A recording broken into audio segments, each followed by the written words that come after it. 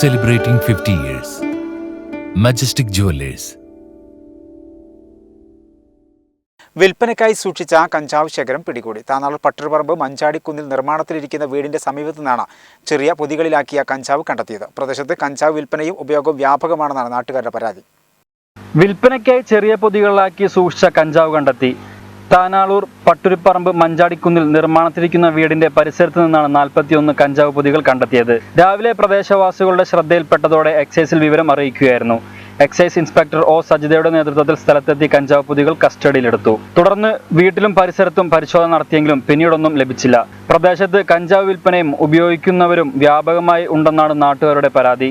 പരിസരത്ത് നിരന്തരമായിട്ട് ഈ കഞ്ചാവ് മാഫിയകളെ വിളയാട്ടാണ്. രാത്രിയായാൽ പിന്നെ ചീട്ടുകളി ആ രൂപത്തിൽ ഇവിടെ ഒരു നിരന്തരമായിട്ട് നാട്ടുകാർ എല്ലാവരും പറഞ്ഞിട്ടും ഇത് കേൾക്കാതെ ഇവർ അർദ്ധരാത്രി 3 മണിക്ക് 2 മണിക്ക് വണ്ടി ഇവിടെ കുറേ വണ്ടികൾ നിർത്തിയിരുന്നു.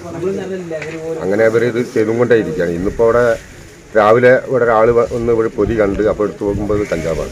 കഞ്ചാവ് സൂക്ഷിച്ച ആളെ കണ്ടെത്താനായില്ല. സംഭവത്തിൽ അന്വേഷണം നടത്തുമെന്ന് ഇൻസ്പെക്ടർ ഒ സജിത പറഞ്ഞു. സിവിൽ എക്സൈസ് ഓഫീസർമാരായ റിബീഷ് KV, മുഹമ്മദ് സഹീർ തുടങ്ങിയവരും എക്സൈസ് ഇൻസ്പെക്ടറോടൊപ്പം ഉണ്ടായിരുന്നു.